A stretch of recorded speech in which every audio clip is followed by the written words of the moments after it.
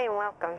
So I told you that today I was going to tell you how to apply everything that you learned about values. First of all, I'm assuming that because you went through the values, because you rated them, you prioritized them by bouncing them off each other and then went through finding the direction, you now have a probably altered list, maybe an entirely new list of what your values are, the values that drive your life, the values by which you live every day. So what does that mean in your life? How in the world do you apply it? Well, when you know your values, then it's in your awareness why you feel uncomfortable around certain people, why it just doesn't work for you to hold certain kinds of jobs. I know in my own personal life, to give you a for instance, I went to work doing mortgages, and truthfully, I hated it. I tried to talk myself into it. I educated myself. I studied. I worked on my mindset. I did everything. I didn't make any money at it. This was before everything crashed. I didn't make any money at it because in my heart, that's not what I wanted to do. It didn't fit for me. I didn't feel I could change lives. I tried to tell myself I was changing lives, but I knew in my heart I wasn't. You will never be successful at anything that goes against your values. Never. On the other hand, when you hear people saying, do what you love, the money will follow, that is the truth. If you're persistent and consistent, when you're following your heart, you're in alignment with your values.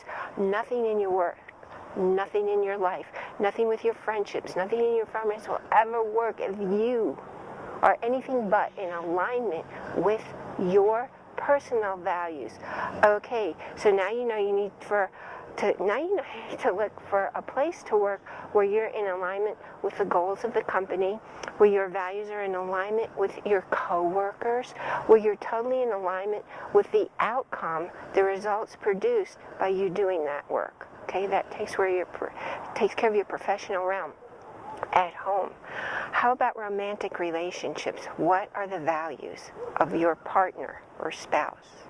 Well, your partner or spouse probably doesn't really know, because most people don't take the time to sit down and investigate exactly what their values are. And if they make a list of what's important to them, as is often recommended, they aren't comparing them to prioritize them, and they pretty darn sure that they aren't finding out if they're moving away from or moving toward to forward their life values. So if that person's really important to you, and if there really is love, honor, and respect, that person will sit down and go through the same process you went through to determine his or her values and be sure they're all moving toward rather than away from values, and see if there's any place where you collide. Because if you don't agree on your values, you may think, oh, it's okay, I can accept that.